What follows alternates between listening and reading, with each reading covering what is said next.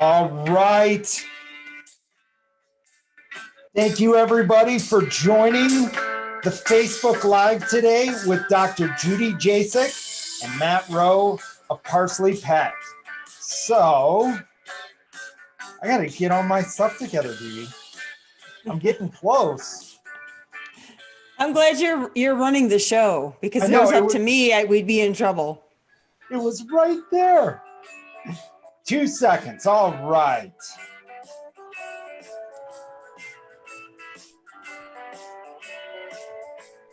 Why are you not coming up like I want you to?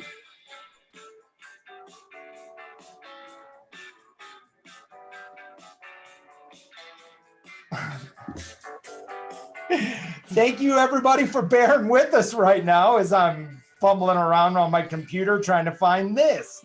All right, welcome to the Art of Healing with your host, Dr. Judy Jasek of Animal Healing Arts and Matt Rowe of ParsleyPet. During our show, we are talking about your pet's health, raw feeding, and alternative treatments for cancer, unexplained illnesses, and supporting your pet's natural ability to heal. Welcome, Dr. Judy, to this week's show. Thanks, Matt. Happy to be here. And another week, we've made it through all the craziness, alive and kicking. So that's a good thing. All the fun that just ensues with having a pandemic take over our country and our planet. Yeah, and I hope everybody that's watching, I hope you guys are staying safe and following the orders and doing all you can to support. Dr. Judy, somebody, and I think this was actually from my wife, Jamie, who you know, she said, you know, in the 40s, we supported the freedom of the world by going to war. And we had the risk of being shot. Now we are supporting the world by staying at home and watching Netflix. So I mean, this is really, when you start to look at the relationship of it all, we are very fortunate as a society that yes, we can stay healthy and we can take control. And we feel bad for everybody that is gotten such a bad, a hand given to them during this time. And Dr. Judy and I feel for you, and we are unbelievably supportive of everything that you're doing. So, Dr. Judy, I'm excited about today's episode. Today, we are talking about blood work and the raw diet. But in order to do that, we kind of got to take a step back at where blood work came from. Where were the base values set with blood work and a dog, and and for health, and why you may get somebody that says, wow, your dog is deficient in iron, when everything else is not alluding to that. So let's talk about that a little bit. Yeah, well, the normals are going to come from what the majority of dogs are fed, and that's kibble. So the normals come from a given population of kibble-fed dogs. And a lot of times too, there are research colonies. And so the dogs are not always, they're bred for certain characteristics to be good, research animals and participate in these studies and do different things. And it's not always a real world scenario. So a dog that's in a research facility is not being exposed to all the things out in the environment that a pet would, or things around the household, or, the kids dropping food on the floor and the dog's eating that. And so I think we need to realize that, the normals might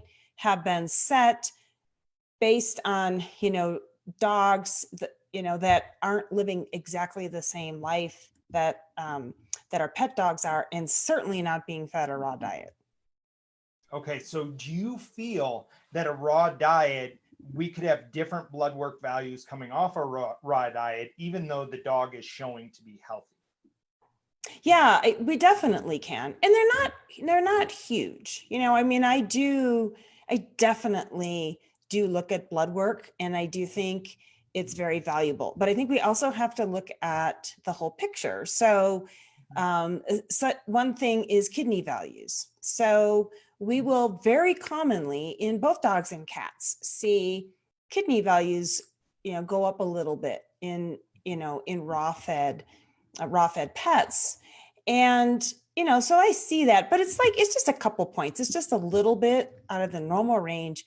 But I see in conventional medicine, I see this knee-jerk reaction that pets are, stage 1 or stage 2 kidney failure, and you got to get them off the raw diet, and this big reaction when people don't realize that that's normal. So what I look at is stabilization. So we see these values up a little bit, and say it's a little bit older pet, I'm going to want to repeat that blood work maybe in 90 days if the pet's acting fine. If there's any symptoms, maybe sooner, but probably in 90 days we're going to recheck those values and see if they're staying the same. We just want to make sure they're not continuing to go up because we don't want to overlook something.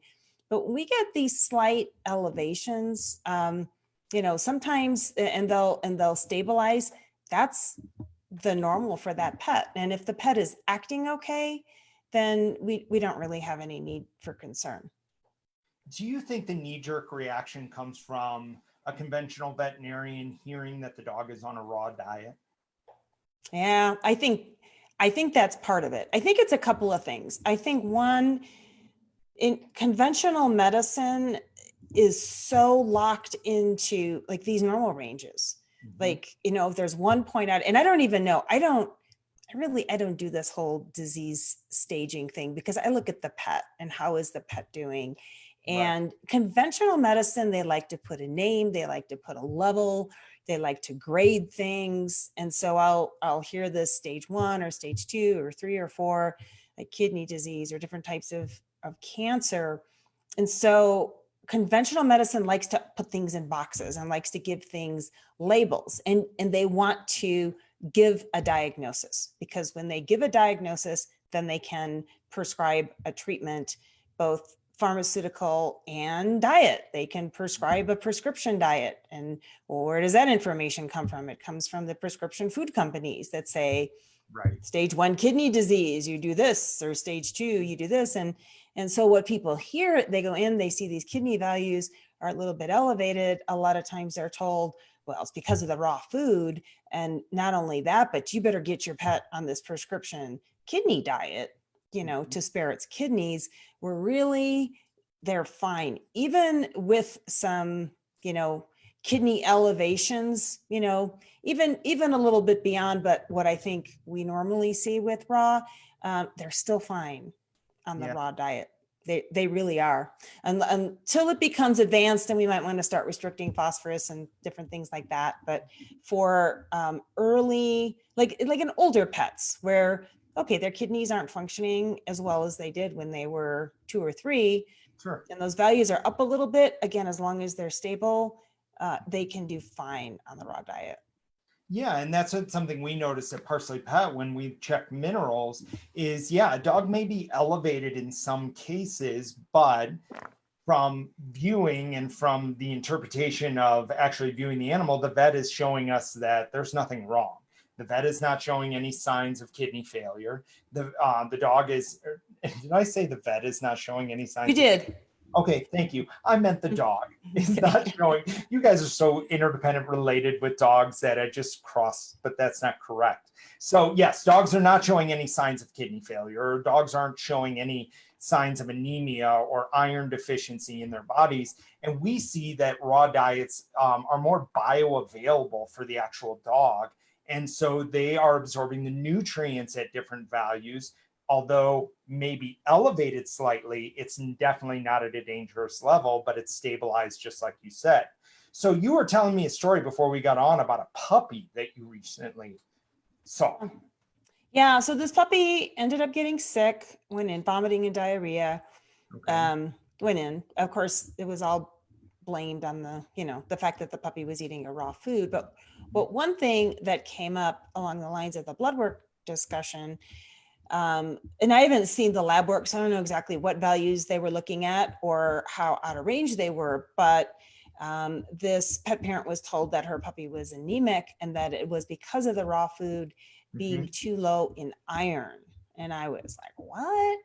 Like, fresh meat is probably one of the best sources of iron. And right.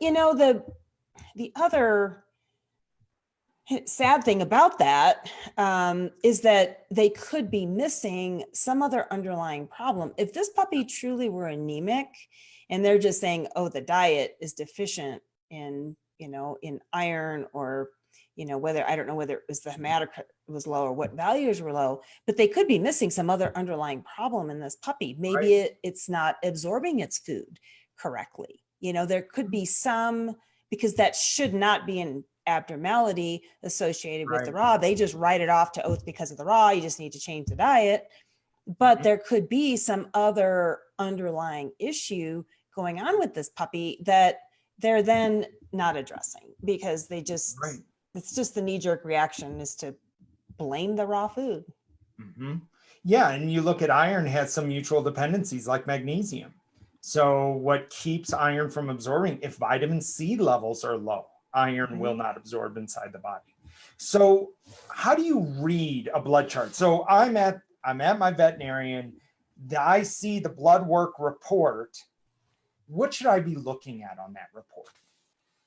Well, you do want to look for normals. So if I look at a blood report and everything's normal, like, I think that's great. That's fabulous.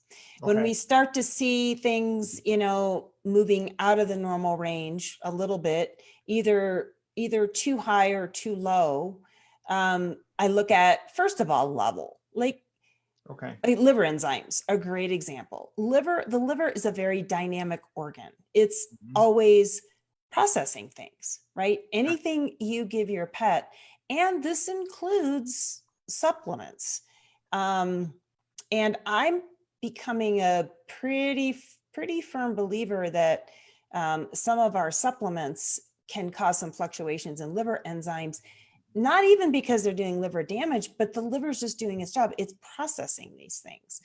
So the liver, it is dynamic. And when it's working, you might see some slight elevations in these liver values. Anytime you have GI issues, dogs get into stuff. They have vomiting and diarrhea all the time. Very common canine symptom. And I've seen dogs that come in with those kind of symptoms, liver enzymes sky high.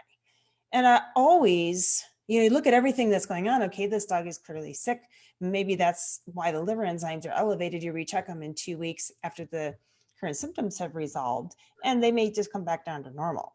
But what I see sometimes is then those dogs are the pet parents are told that their dog has now liver failure and they need to be on, a special diet, low protein diet to spare the liver and all this. And a lot of times it's just due to the current circumstances and the liver doing its job. I actually watched a webinar from Dr. Susan Wagner, and it was on the endocannabinoid system. And this is the system that, the CBD plugs into in the body and all the cannabis plants. But anyway, she said that CBD will raise the alkaline phosphatase, which I found very interesting because I see that elevation in apparently healthy dogs more and more.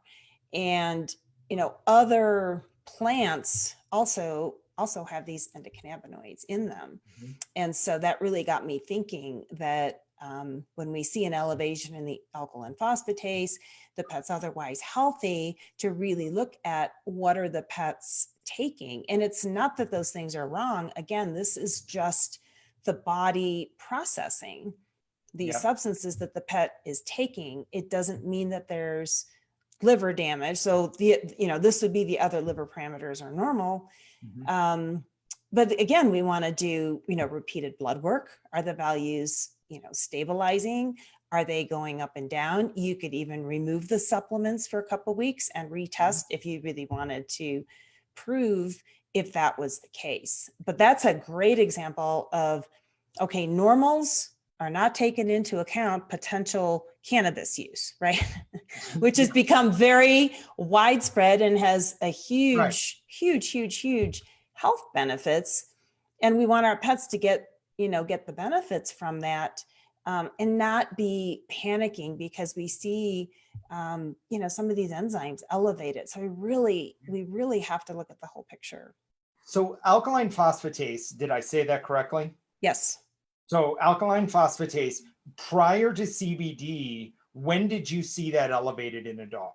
Well, it can go up with liver disease for sure, but you're also going to see, there's several other liver parameters that are checked on any basic chemistry. There's several other liver parameters that you're checking at the same time. We would see all of those elevated. If there's a true issue with the liver is not either not functioning or it's inflamed, we have a hepatitis or we have cancer, we have something like that. You're going to see more than this one thing elevated. The alkaline phosphatase actually is present in lots of different cells in the body. So it can go up with inflammation anywhere. A dog with dirty teeth, a dog with a muscle injury, something like that. That's another thing. Recent injuries.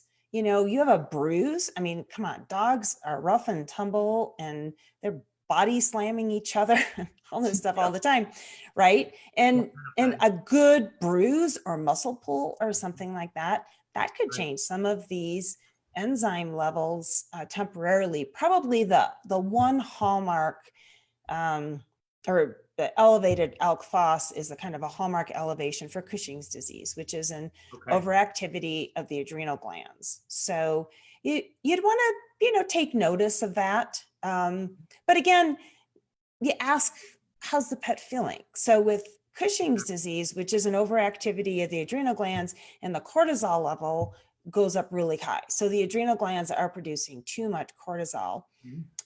One key symptom is increased water consumption. If you have an elevated alkaline phos and the dog is not drinking more water, I wouldn't even probably test them for Cushing's because that's such a hallmark symptom. You're going to see some changes in that pet if that's due to Cushing's and we have these chronically elevated cortisol levels. And if we see that or the pet parent isn't sure, then we can do some additional testing. But I think we need to look at the whole picture and not just get locked into staying within the normal range, and also not committing the pets based on this one blood panel. All blood panels are a snapshot versus, your hair analysis, which goes back a little further. Right. Blood work is a snapshot. These blood values are changing all the time. Blood glucose is a great example. It's going up and down. You could take it now and take it in 10 minutes and it'll be different. And so I think we can't just, commit pets to lifelong treatments for any condition based on one blood panel. We have to be continuing to, to monitor them and, look at the pet. I mean, my number one focus is quality of life.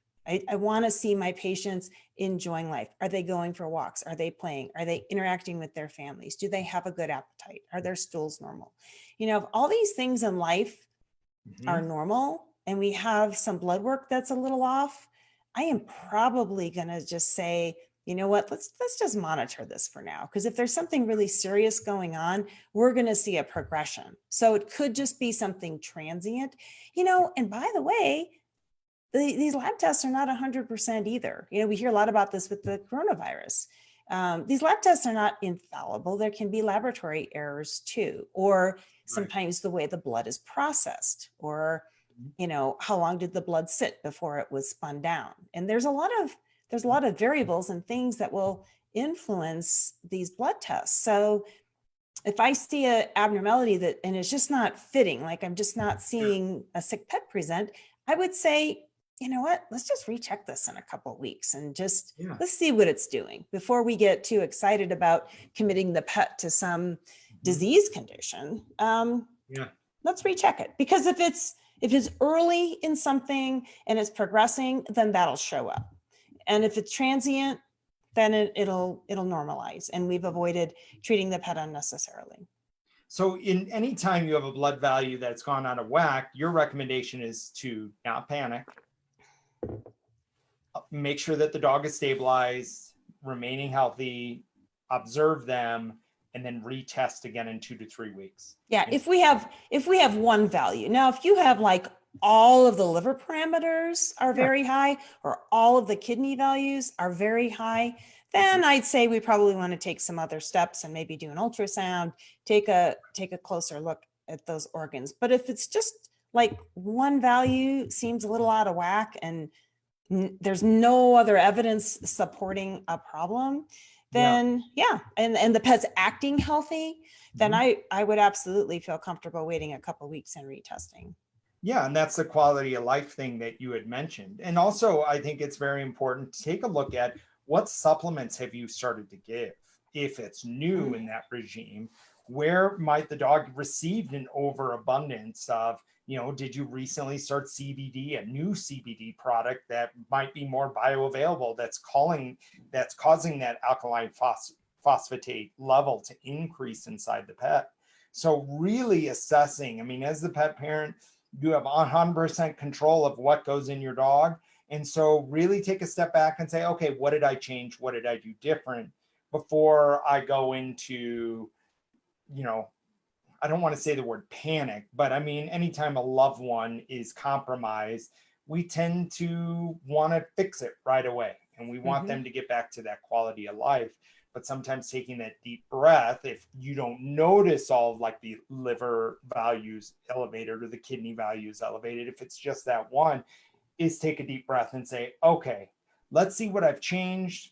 Let's retest in 2 to 3 weeks. Let's walk down that road to make sure that the dog is you're not chasing the, a possibly misdiagnosed disease, or you're chasing some sort of ailment that's going to cause another one to pop down the road. Yeah. And the other thing to include in that, what's changed for my pet are supposedly benign preventative measures, such as vaccinations, flea and tick preventatives, heartworm. You're putting chemicals into your pet's body, and that could definitely be affecting the blood work. And that's not something that most conventional vets will take into consideration, because these products are supposed to be benign and perfectly safe and can't cause any problems. Well, anytime you're putting chemicals in the body, you're going to get some reaction. The body has to process them. So yeah, take all that. I mean, if I saw a pet maybe with some elevated liver enzymes that just got, a round of vaccines and was started on heartworm prevention, yeah, I'd probably, depending on how, as long as they're, stable and still acting okay, I'd probably recheck those values in a few weeks and just see if it had to do with the liver needing to process all these additional chemicals in the body. So as a pet parent, do I have the choice to ask those questions to make that decision for the health of my dog? Absolutely.